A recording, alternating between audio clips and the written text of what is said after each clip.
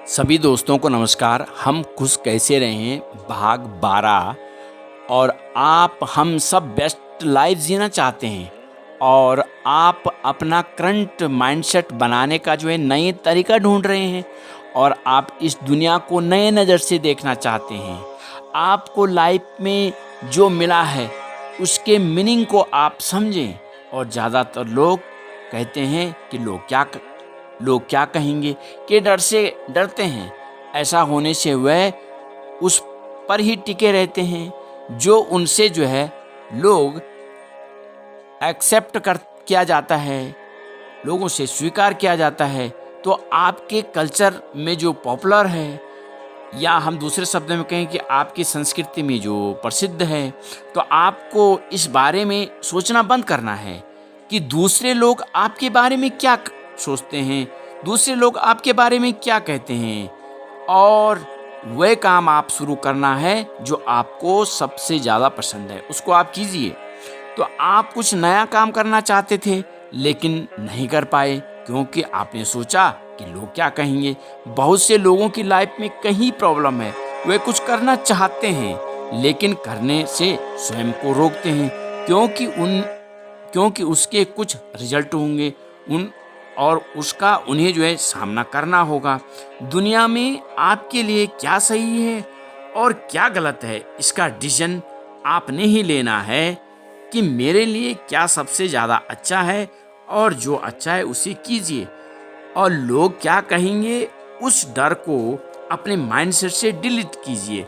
ज़्यादातर लोग अपने डर का सामना भी नहीं करना चाहते। कहीं ऐसा न हो तो नहीं कि आप डर से इसलिए डरते हैं क्योंकि आप सच में उस डर की परवाह करते हैं। तो अगली बार जब आपको कुछ करने में डर लगे तो पूरा करने की कोशिश करें, क्योंकि हो सकता है कि आपको उसे सच में करने में दिलचस्पी हो। आमतौर पर कुछ लोग हर बात को ज़रूरत से ज़्यादा सोच कर अपने लिए समस्या खड़ी कर देते हैं। आप और अपने हानिकारक विश्वासों को तोड़िए और दुनिया को अनुभव कीजिए। अपनी लाइफ को डर में रहकर जीना बंद कीजिए और एंजॉय करना शुरू कीजिए। एंजॉय कीजिए। लोग अपनी लाइफ या जीवन में वैसे ही जीते हैं जैसे वे अनुभव करते हैं। तो उसके सारे फैसले इस बात पर निर्भर करते हैं कि वे कैसा अनुभव करते हैं। अनुभव या फीलिंग से इमोशन बनते हैं, इमोशन आते हैं। ये इमोशन आपके एनिमी या कोई शत्रु नहीं है, या कोई ऐसी चीज़ नहीं है जिससे आपको दूर रहने या डर या लड़ने की आवश्यकता नहीं है। बस अपने इमोशन को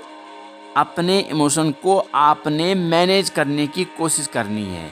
तो अधिकतर आपके इमोशन या भावनाएं आपके सही या बेहतर रास्ते पर आपको ले जा सकते हैं या ले जाने की कोशिश करते हैं। तो अपने इमोशन या भावनाओं से लड़ना आपको और भी खराब स्थिति की तरफ ले जा सकता है, और ये असली खुशी के अनुभव करने के मौके को ख़त्म कर देता है और आपको डर और शर्म में कैद में फंसा हुआ देता है। और आपके इमोशन या भावनाएं आपके अपने हैं, उन्हें स्वीकार कर आप जितना ज़्यादा उनको स्वीकार करेंगे आप उतना ही अच्छा महसूस करेंगे। तो हम सब ने कभी न कभी किसी काम को कल पर ज़रूर टाला होगा, और हम और आप यह भी जानते हैं कि यह काम आपके लिए बहुत ही महत्वपूर्ण था, तब भी हम किसी और काम पर अपना ध्यान देकर उस काम को टालते रहते हैं। तो आज के काम को कल पर टालने की आदत आपकी क्यों है? पहले इसे समझना होगा कि मानव का जो माइंडसेट है वो काम करता है जो उसे आसान लगे, या मानव का माइंड पैटर्न पर कार्य करता है। तो आप सबसे आसान काम, सबसे पास की जगह और सबसे कंफर्टेबल ऑप्शन को चुनते हैं, क्योंकि आप नई चुनौतियों से दूर रहना चाहते हैं। लेकिन चुनौतियों को स्वीकार कर, थोड़ी तकलीफ को झेल करके आप बहुत आगे तक जा सकते हैं। सही समय का इंतजार मत कीजिए और एक्शन लें। अगर आप स्वयं को तैयार करने का इंतजार करते रहेंगे तो अब पछताए हो तो जब चिड़िया चुन गई खेत। तो आप कभी भी नए रास्ते पर जाने के लिए स्वयं को तैयार नहीं कर पाओगे। तो किसी काम में आने वाली परेशानी या समस्या को स्वीकार कर उसे धीरे धीरे शुरू करें, और जैसे जैसे समय बीतेगा, समय जाएगा, आप स्वयं को और भी ज़्यादा प्रोडक्टिव होता हुआ पाएंगे। आपके माइंड में ऐसा विश्वास का स्तंभ बना हुआ है कि होय ही सोई जो राम रचि राखा, कि आपके जीवन में जो कुछ हो रहा है वह पहले से ही निर्धारित है, वह पहले से ही लिखा जा चुका है। तो जो भी अनुभव व भावनाओं को महसूस करते हैं तो उनका कारण एक्सटर्नल फोर्स है, बाहरी फोर्स है, जिसके पहले से ही फिक्स कर दिया जाता है कि आपका जीवन कैसा होने वाला है। तो इस तरह के माइंड को एक्सट्रिंसिक माइंडसेट कहते हैं। तो एक्सट्रिंसिक माइंडसेट कहा जाता है। और रखने वाला व्यक्ति, यानी एक्सट्रिंसिक माइंडसेट रखने वाला व्यक्ति अपने आप को विक्टिम या पीड़ित मानने लगता है। आपको ऐसा लगता है कि हर नेगेटिव इमोशन बस एक दुख है, दुनिया आपके प्रति निर्दयी हो गई है, और इस तरह के लोग जीवन में कभी दूर तक नहीं जा पाते और वे एक जगह फंस जाते हैं और हमेशा हर स्थिति में अपने आप को विक्टिम या पीड़ित मान बैठते हैं। इसके विपरीत जो इंट्रिंसिक माइंडसेट वाले लोग होते हैं, और वे अपने आप को विश्वास दिलाते हैं कि जीवन का नियंत्रण उनके हाथों में है, और वे चीज़ों के होने का इंतज़ार नहीं करते, बल्कि वे स्वयं उन कामों को करके दिखाते हैं। तो सेल्फ इस्टीम या आत्मसम्मान वो ताकत है जिससे आप खुद को महत्व देते हैं और खुद को समझते हैं। यह हमारे खुद के बारे में हमारी राय और विश्वास पर आधारित होता है। इसे बदलना मुश्किल लग सकता है, लेकिन हम इसे आत्मविश्वास के रूप में हम सोच सकते हैं। और दूसरे कि आपके बारे में क्या सोचते हैं, कि इसका आपके सेल्फ इस्टीम या आत्मसम्मान से कोई लेना देना नहीं है। नहीं, इसका डायरेक्ट रिलेशन है इस बात से कि आप अपने बारे में क्या सोचते हैं। जब लोग मुश्किल में होते हैं तो वे कहते हैं कि सब कुछ ठीक है और मैं अन्य लोगों से बहुत बेहतर हूँ। तो आप अपने अचीवमेंट को, जो आप अपने अचीवमेंट किए हुए अचीवमेंट्स पर फोकस करके अपने सेल्फ इस्टीम को बढ़ा सकते हैं।